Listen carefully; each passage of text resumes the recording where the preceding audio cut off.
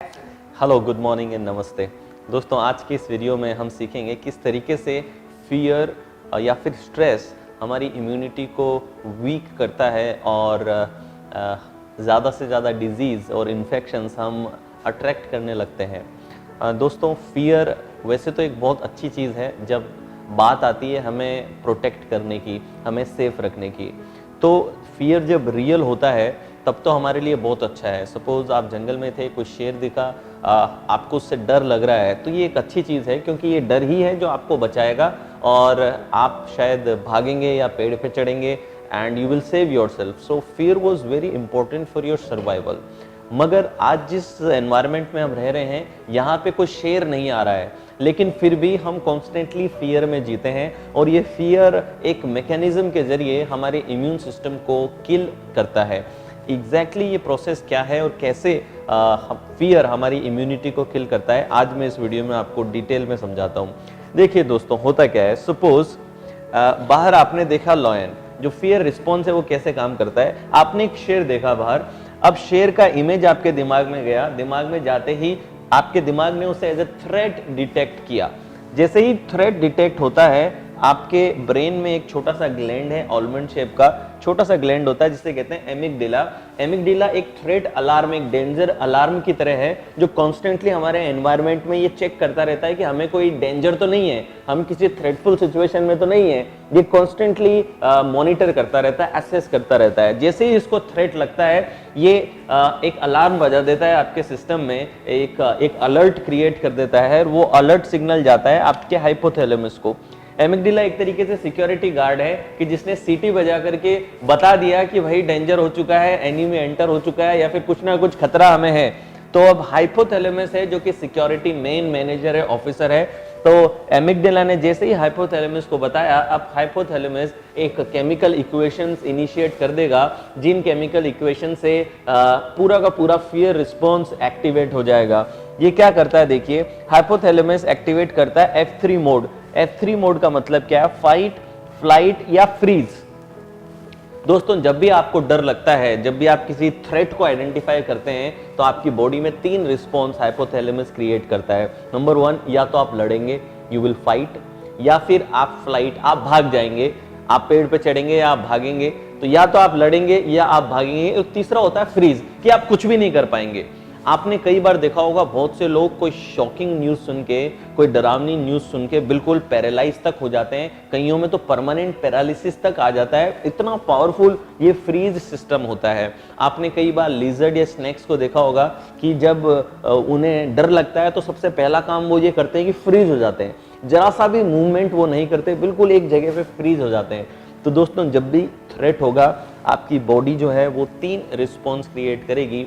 Fight यानी लड़ो, flight मतलब भाग जाओ, एंड फ्रीज मतलब जहां हो वहीं के वहीं पे रह जाओ, कोई मूवमेंट मत करो। ये 3 प्रकार के रिस्पॉन्स को हम कहते हैं F3 मोड, यानी कि आपका हाइपोथैलेमस ने F3 मोड एक्टिवेट कर दिया। जैसे ही F3 मोड एक्टिवेट हुआ, आपके शरीर में 2 प्रकार के हार्मोन्स रिलीज होते हैं जिन्हें कहते हैं एड्रीनलिन एंड कॉर्टिसोल। ये 2 हार्मोन्स आपकी बॉडी में रिलीज होंगे और जैसे ही ये 2 हार्मोन्स आपके ब्लड में गए, आपकी हार्ट बीट तेज हो जाएगी। ये फास्ट बहुत होता है सिस्टम, ये इतना क्विक होता है कि आपको सोचने का वक्त नहीं होता इसमें। आपने देखा होगा कि कभी आप गाड़ी चला रहे थे, एकदम से कोई गाड़ी सामने आई, आपने तुरंत ब्रेक मारा और सडनली आपकी हार्ट बीट तेज हो जाती है, आपका चेहरा लाल पड़ जाता है, आपकी जो ब्रीदिंग है वो तेज हो जाती है। इसे कहते हैं दोस्तों F3 मोड। F3 मोड बहुत फास्ट एक्टिवेट होता है और जैसे ये एड्रेनलिन और कॉर्टिसोल, ये 2 हार्मोन्स रिलीज होते हैं, आपकी हार्ट बीट बढ़ जाती है, प्लस आपकी ब्रीदिंग रेट बढ़ जाती है और आपका ब्लड प्रेशर बढ़ता है। आपके सारा का सारा ब्लड जो है, एनर्जी जो है, वो आपके हाथों में, आपकी मसल्स में, आपके हाथों में और पैरों की मसल्स में चली जाती है। जब भी दोस्तों F3 मोड एक्टिवेट होता है, आपका सिस्टम सारी की सारी एनर्जी आपके हाथों में और पैरों में, यानी कि मसल्स में फिट करना शुरू कर देता है। यानी कि जब आप F3 मोड में हैं, आपके ब्रेन जो प्रीफ्रंटल कॉर्टेक्स है, आपकी फ्रंट ब्रेन है, जहाँ से आप डिसीजन लेते हैं, इंटेलेक्चुअली सोचते हैं, वो सब शट डाउन हो जाता है। आप इंटेलेक्चुअली नहीं सोच सकते क्योंकि अभी आपके ब्रेन को जो डेंजर है उस डेंजर से निपटना है, बाहर जो डेंजर है उससे निपटना है, उसके अलावा इसके लिए कोई और प्रायोरिटी नहीं है। इस वजह से वो एनर्जी आपकी फ्रंट ब्रेन, जो इंटेलेक्चुअल ब्रेन होता है, वहां से सारी एनर्जी खींच लेगा, वो आपके इम्यून सिस्टम से सारी एनर्जी खींच लेगा, आपके डाइजेस्टिव सिस्टम से भी वो एनर्जी खींच लेगा, क्योंकि उसका प्रीमाइस, उसका थॉट प्रोसेस ये है कि अभी जो बाहर खतरा है उससे लड़ना है, अभी अंदर के बैक्टीरिया से लड़ने का टाइम नहीं है, अभी खाना डाइजेस्ट करने का टाइम नहीं है, अभी सारा का सारा एनर्जी लेके हाथों में और पैरों में डाल दो। दोस्तों यही कारण है कि कई बार जब आप गुस्सा करते हैं, तो जब गुस्सा करते हैं उस टाइम पे तो आपको कुछ पता नहीं चलता, लेकिन जब आप शांत होते हैं उस टाइम पे आपको पता चलता है कि यार गुस्सा नहीं किया होता तो बहुत बढ़िया था। कई बार आपकी हाथापाई किसी से हो गई, आपका झगड़ा हो गया, तो लड़ाई के दौरान आपको क्या चोट लग रही है, कहां कहां पे आपको चोट लगी, आपको पता भी नहीं चलता, लेकिन फिर जब लड़ाई खत्म हो जाती है और रात को आप सोने जाते हैं या फिर लड़ाई के बाद जब आप शांत होते हैं, तब आपको पता चलता है कि आपको कितना दर्द हो रहा है, कहां कहां पे आपको चोट लगी थी। तो दोस्तों F3 मोड का जो बेसिक कंसेप्ट है वो ये है कि अभी लड़ने की जरूरत है, जो बाहर खतरा है वो सबसे ज्यादा इंपॉर्टेंट है, और अभी इम्यून सिस्टम से वो एनर्जी निकाल लेता है। इम्यून सिस्टम को एनर्जी नहीं, इम्यून सेल्स तक एनर्जी नहीं पहुंचती है, और वो सारा का सारा एनर्जी हाथों और पैरों में एक्टिवेटेड रहता है। प्लस जब बहुत ज़्यादा एड्रेनलिन निकलता है आपके शरीर में, तो ऐसे F3 मोड के टाइम पे आपका जो बॉडी है वो आपके लीवर में से जो एक्स्ट्रा शुगर है वो भी निकाल लेता है, और वो निकाल करके आपके ब्लड में पंप करना शुरू कर देता है, ताकि ब्लड ज़्यादा से ज़्यादा ऑक्सीजन और न्यूट्रिएंट्स और एनर्जी लेकर के आपकी मसल्स में पहुंचा सके। तो हार्ट तेजी से बीट कर रहा है, ब्रीदिंग रेट तेज है ताकि ज्यादा ऑक्सीजन मिले, हार्ट तेजी से पंप कर रहा है ताकि हर जो हाथ और पैरों के टिश्यूज, मसल्स हैं, उन तक ज्यादा से ज्यादा न्यूट्रिएंट्स और एनर्जी पहुंचे। तो इससे होता क्या है कि लीवर की जो एक्स्ट्रा शुगर्स हैं वो सब भी आपके ब्लड में आ जाती हैं। अब देखिए दोस्तों, अगर तो सही में लॉयन होता तब तो ये बहुत अच्छी चीज थी हमारे लिए। क्यों? क्योंकि इस समय पे हमें उस शेर से बचना बहुत ज्यादा जरूरी है।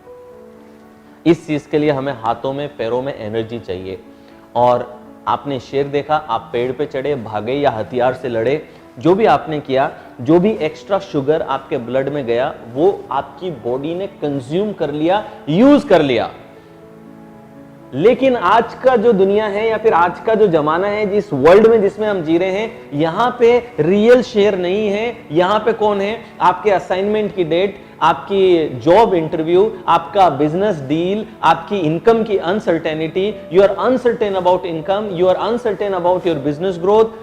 इस वजह से ये एंजाइटी, अनसर्टेनिटी, स्ट्रेस और फियर जो आ रहा है, ये साइकोलॉजिकल चीजों की वजह से आ रहा है, रियल नहीं है डेंजर। इस वजह से रिस्पॉन्स तो रियल है, ब्लड में शुगर जा रही है, हार्ट बीट तेज हो रही है, लेकिन एक्चुअल में कोई लॉइन नहीं है। इस वजह से आप ना तो पेड़ पे चढ़ रहे हो, ना आप भाग रहे हो, ना आप उस शुगर को रिलीज कर रहे हो। इस वजह से वो एक्स्ट्रा शुगर आपके शरीर में जमा होना शुरू हो जाती है, और यहां से शुरुआत होती है साइकोसोमेटिक डिजीज, जो मन से उत्पन्न होने वाली बीमारियां, वो यहां से शुरू हो जाती है बनना।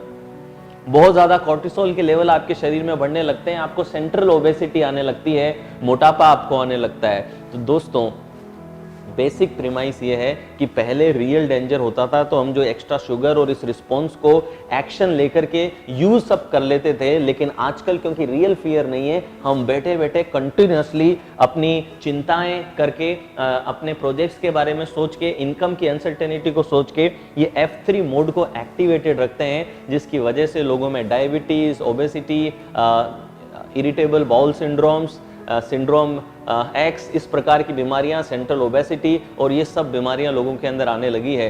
तो दोस्तों इम्यून सिस्टम पे आपने असर देखा कि जब आप F3 मोड में कंटिन्यूअसली रहेंगे तो आपके इम्यून सिस्टम में 3 प्रकार के असर होते हैं। आपकी इम्यूनिटी 3 प्रकार से अफेक्टेड होती है अगर आप कंटिन्यूअसली हर रोज F3 मोड में जी रहे हैं, यानी कि fear, fight, flight, freeze mode में, स्ट्रेस मोड में अगर आप जी रहे हैं, तो देखिए क्या होगा, आपकी इम्यूनिटी सप्रेस होने लगेगी, क्योंकि उसको कंटिन्यूअसली एनर्जी नहीं मिल रही है, जो इनफ न्यूट्रिएंट मिलना चाहिए उन सेल्स को वो नहीं मिल रहा है, तो सेल्स कमजोर होना शुरू हो जाएंगे और आपकी इम्यूनिटी सप्रेस होती है या सरेंडर होने लगती है। दोस्तों जब आपकी इम्यूनिटी सप्रेस और सरेंडर होने लगती है, देखा गया है कि जब आपके स्ट्रेस लेवल बढ़ते हैं तो जो आपके बी सेल्स हैं जो कि एंटीबॉडीज क्रिएट करते हैं वो भी किल होने लगते हैं और वो भी बहुत ही वीक पड़ने लगते हैं। जहां आपकी एंटीबॉडीज बनाने की क्षमता जाने लगी वहीं आप देखेंगे कि ज़्यादा से ज़्यादा वायरल इन्फेक्शंस आपको होने लगेंगे, बार बार आप इन्फेक्टेड फील करेंगे और कंटिन्यूस इन्फेक्शंस ज़्यादातर लोगों को होते हैं जब आपका इम्यून सिस्टम सप्रेस होने लग जाता है।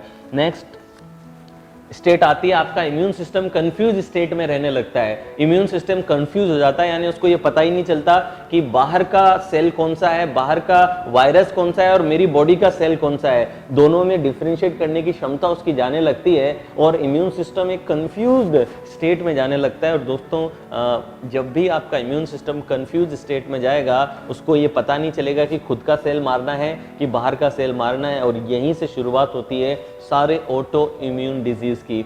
चाहे वो कैंसर है, चाहे वो सोरियासिस है, चाहे वो एलोपीशिया है, जो भी है, जब आपका इम्यून सिस्टम कंफ्यूज होके अपने ही हेयर सेल्स को खाने लगता है तो वो एलोपीशिया हो जाता है, अपनी स्किन को खाने लग जाता है तो सोरियासिस हो जाता है, या फिर अपने अंदर के बॉडी सेल्स खाने लगता है तो कैंसर हो जाता है। तो जो कैंसर है या ऑटो इम्यून डिजीज हैं ये सब नतीजा है हमारे कॉम्प्रोमाइज्ड या कंफ्यूज्ड इम्यून सिस्टम का। और तीसरा होता है ओवर एक्टिव इम्यून सिस्टम। दोस्तों कई बार एक सिंपल सा डस्ट पार्टिकल ही आपके नर्व्स के थ्रू आपके अंदर एंटर हुआ, लेकिन आपका इम्यून सिस्टम ओवर एक्टिव है और उसने पूरा इम्यून रिस्पॉन्स क्रिएट कर दिया। और कई लोग हैं जो जैसे ही डस्ट पार्टिकल अंदर जाता है वो 8-10 बार